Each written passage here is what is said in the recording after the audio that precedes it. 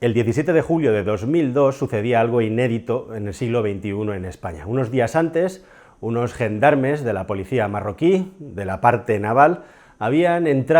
perpetrado una incursión en una isla que la mayoría de los españoles ni sabíamos que existía, la isla de Perejil.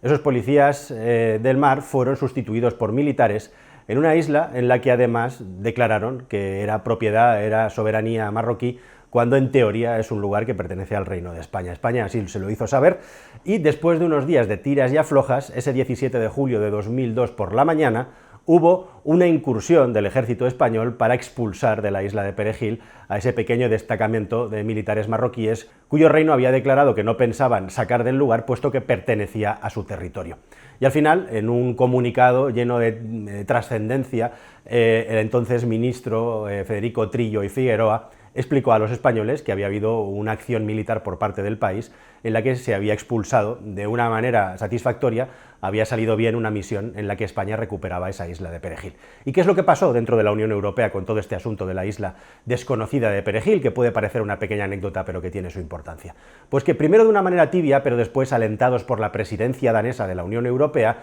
toda la Unión Europea se puso a favor de España. ¿Toda? No. Una pequeña aldea en un lugar en el centro de Europa se negó a prestar su apoyo a España y en lugar de apoyar al país de la Unión Europea apoyó a Marruecos. ¿Quién era ese país? Pues sí, queridos amigos, ese país era Francia. ¿Qué tal, mis queridos amigos? Bienvenidos a un nuevo viaje en el cascarón de nuez. Como digo, quizá un peñasco, un islote en medio del Mediterráneo en el que no habita nadie te pueda parecer algo ridículo o una anécdota insustancial, pero verdaderamente tiene su importancia la reacción que tuvieron todos los países alrededor. España vio cómo incluso en la OTAN se reaccionaba de una manera tibia y cómo nuestro vecino francés, una vez más, nos ponía piedras, nos ponía palos en el camino, en la rueda, para intentar solventar un problema que se supone que es competencia de la Unión Europea. Y este hacer de los franceses, siempre independientes, siempre a su manera y siempre pensando en sus propios intereses antes que en el de sus socios, es algo que viene de muy lejos. Es algo que ahora ha vuelto a saltar a la opinión pública, más allá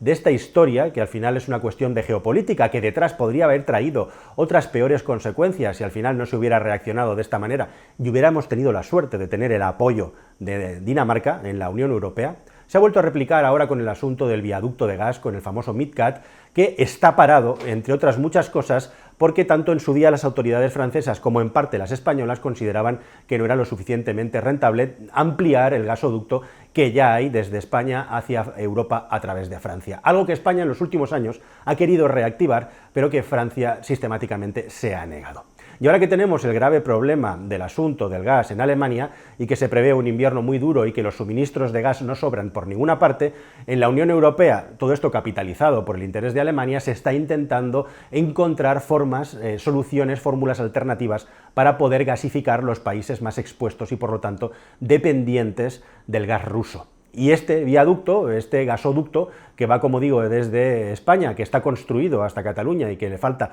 el tramo que entra en Francia para enganchar allí, es una de las múltiples soluciones, como muy bien dicen los franceses para negarse. Esto por sí solo no va a resolver el problema del gas, pero esto, si acaso, deja todavía más en evidencia los argumentos de los franceses. ¿Pero por qué? En una situación de emergencia, en una situación supuestamente de solidaridad, los franceses se niegan a que haya un gasoducto que conecte España con Francia con mayor intensidad y potencia de lo que tenemos ahora, que es un pequeño gasoducto que va también por el País Vasco y por Navarra y cuya incidencia en el total del consumo de gas europeo es muy baja. Bueno, pues vamos a verlo y vamos a contar otras historias vinculadas con España y Francia. Bueno, como digo, este argumento francés, hay varios argumentos y son todos bastante patéticos, tenemos que decir. El primero de ellos es que este gasoducto por sí mismo, con el coste que va a tener, no va a solventar un problema ni en el corto, ni en el medio, ni en el largo plazo. Y tienen razón, visto de una manera objetiva, es así. Es un granito de arena más, pero es que justamente lo que está haciendo la Unión Europea es juntar muchos granitos de arena para intentar hacer una montaña con la suficiente capacidad como para solucionar el grave problema que nos hemos autogenerado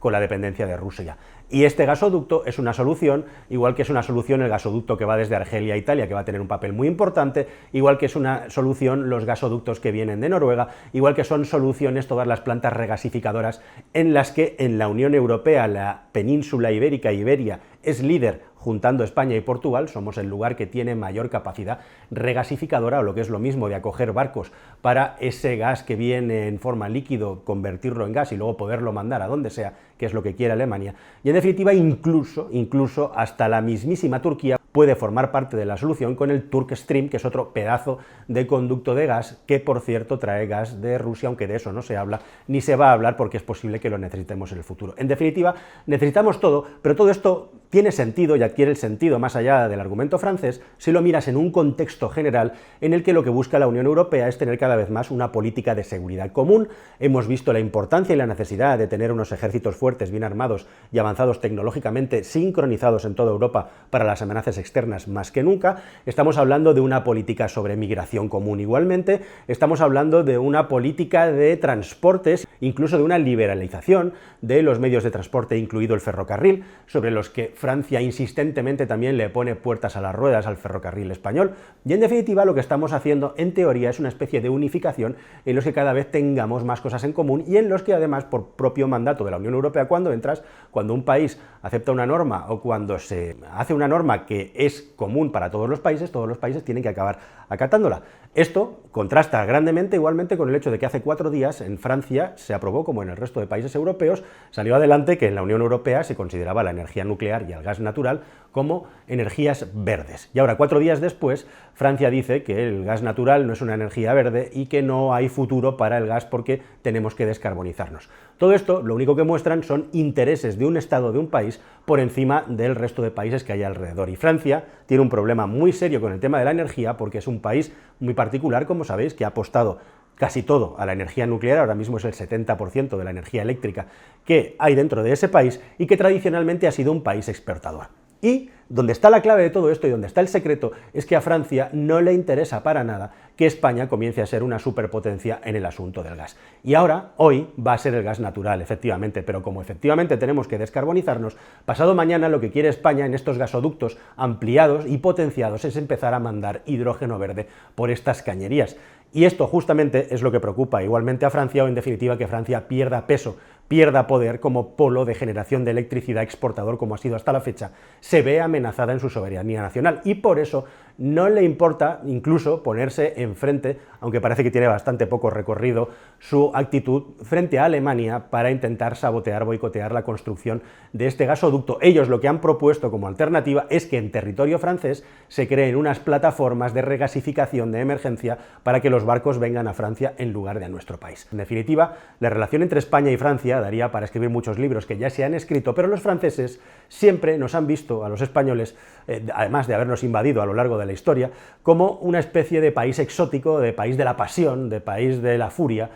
y nos han visto, pues eso, como algo así, como algo interesante desde el punto de vista folclórico, como algo interesante desde el punto de vista cultural, pero hay aquí, amigo, que con el tema del dinero y la economía, cuando España se ha hecho fuerte, comienza a ser un problema para Francia. Y a Francia, y esto hay que decirlo, y es una cuestión de geoestrategia que te intento explicar con anécdotas, le interesa una España sometida, le interesa, como a todos los países, por cuestiones geopolíticas y geoestratégicas, una relación osmótica, es decir, una relación en la que de un lado de la frontera hacia el otro, de Francia a España, pasan cosas, pero al revés, de España a Francia, intenta ponerse barreras para que no pase nada o lo mínimo posible. Ya sabemos todos lo que pasó en su día, los más jóvenes no lo conoceréis, con el asunto de la agricultura y cómo llegamos a llamar en España a los franceses vuelcafresas por los conflictos tremendos que había con los agricultores en aquel país y que se han replicado en los últimos tiempos, en los que directamente destrozaban la fruta, las hortalizas y las verduras que pasaban de España a ese país. Sabréis que más que menos como Francia tradicionalmente ha puesto toda clase de barreras físicas para que hubiera una interconexión de transportes potente entre España y Francia, con esa anécdota que merece un vídeo del cascarón del ferrocarril que iba desde Huesca, la espectacular e increíble estación de Canfranc, hasta Pau, y como en el año 1970 un accidente ferroviario provocado por la precariedad del mantenimiento de esas vías, parte culpa de España, parte culpa de Francia, que se negaba a poner más dinero en esa línea, e igualmente también fue apagando centros de transformación, y las locomotoras funcionaban con un voltaje que en muchos casos no era suficiente para que las máquinas pudieran afrontar con seguridad las pendientes que hay en esa zona. Bueno, pues hay quien habla de mano negra, hay quien habla de boicot, hay quien habla de que todo esto es una teoría de la conspiración y que eso es mentira, que el accidente fue fortuito. La cuestión es que el accidente fue fruto de una negligencia una parte de un estado, otra parte del otro, pero lo que sí que es un hecho constatado es que aquellas máquinas no tenían suficiente energía porque a Francia no le daba la gana para proporcionarla, porque consideraban que estaban perdiendo dinero, y peor todavía que eso, es que el puente que se destrozó en la zona francesa, el puente de Stanguet, nunca más se volvió a construir por parte de los franceses, con lo cual la línea España-Francia por los Pirineos aragoneses quedó completamente pues eliminada y perdida en el tiempo, como otros muchos proyectos de túneles mucho más potentes y grandes que esa ridícula carretera que tenemos cruzando una cueva en esa zona del país para cruzar a Francia. Pero hablando de ferrocarriles, si todo esto no te parece suficiente, y hablando de relaciones osmóticas en las que los franceses siempre han colocado en España sus coches, siempre han colocado sus supermercados y sus centros de alimentación, en los que la influencia francesa ha sido brutal a lo largo de la historia, y no en vano en España también nos hemos rebelado contra eso y contra sus invasiones. En el siglo XIX, a los intelectuales que promovían pues todos los avances en materia social de los franceses, los más primitivos y los más agarridos, no había peor cosa que te llamaran afrancesado, ¿verdad? Eso significa directamente que eras un enemigo del Estado español, simplemente por tener opiniones distintas a lo que ocurría aquí. Eso era como caer en desgracia. La cuestión es que Francia sigue poniendo palos en la rueda del desarrollo económico de España.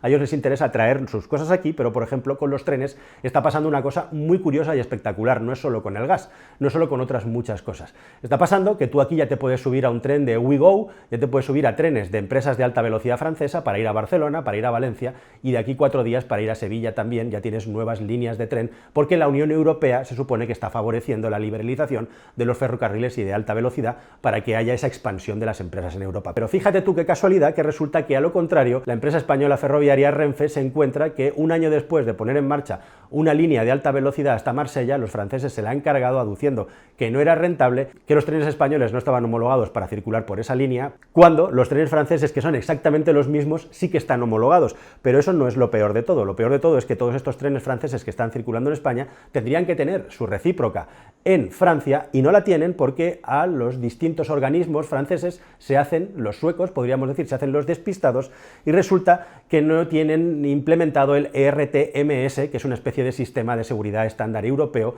que se desarrolló justamente para que todas las empresas europeas pudieran poner sus trenes en el resto de países. Y como no hay ERTMS en las líneas francesas, en casi ninguna, los trenes de alta velocidad españoles no pueden circular por las vías francesas, mientras que los franceses, que tienen el sistema francés y también el ERTMS europeo, sí que pueden hacerlo por las vías españolas. Y la Unión Europea e incluso los propios tribunales de competencia franceses están justamente encima de la autoridad francesa, de la SNCF famosa, para que esto cambie, pero van a velocidad de tortuga, mientras los franceses ya han plantado sus trenes en España. De nuevo, geopolítica, geoestrategia, el poder de los sindicatos franceses, que es gigantesco, capaces de poner el país patas arriba a la mínima que ocurre algo, y en definitiva, cómo poco a poco va calando esa cultura de imperialismo, digamos, que tienen. Es un país con una sola lengua, con un solo centro de poder, con una sola bandera, y esa grandeur francesa que llegó a lo máximo con el general de Gaulle, y que hace que los franceses tengan su propia opinión al margen de los demás, y también su propia idea y capacidad de cómo tienen que imponer sus criterios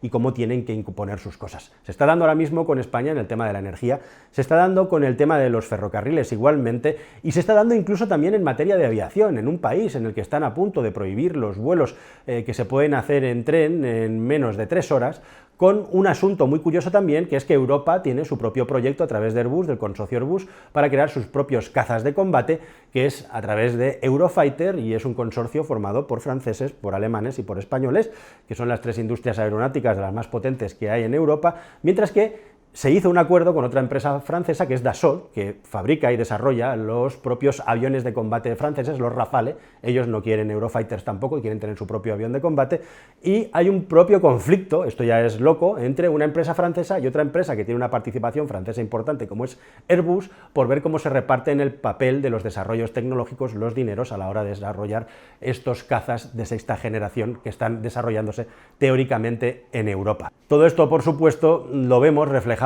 en el día a día, en cosas como, por ejemplo, el mundo del deporte. Sería el mundo más potente, aparte del mundo, como digo, de la cultura, en el que los españoles, siempre que seamos personajes histriónicos y que traigamos historias frescas y curiosas, en el mundo cultural somos muy bien aceptados por un país que gasta tanto dinero en la cultura propia, ¿no? Y por eso muchos españoles que se dedican al mundo del cine y la cultura acaban produciendo y trabajando en Francia, porque la pasta la ponen ellos. Pero es muy curioso e interesante, y todo esto también lo vemos en la cultura popular, sin pensar en toda clase de conspiraciones o asuntos geopolíticos, en el asunto del deporte, como desde los años 90, cuando los deportistas españoles empezaron empezaron a despuntar como Indurain, comenzó a correr por encima a la sombra del dopaje y no ha parado nunca de correr encima ni de Miguel Indurain, ni de todo el odio que se le ha transmitido a Rafa Nadal a través de los medios de comunicación franceses, y también como el mismísimo ha tenido que ganar 400 Roland Garros para que en Francia se le acabara reconociendo y aplaudiendo como merece todo lo que han hecho los medios de comunicación al respecto, o incluso ya llegando a lo último, el mismísimo asunto de Mbappé, en el que hasta el mismo presidente de la República Francesa ha intervenido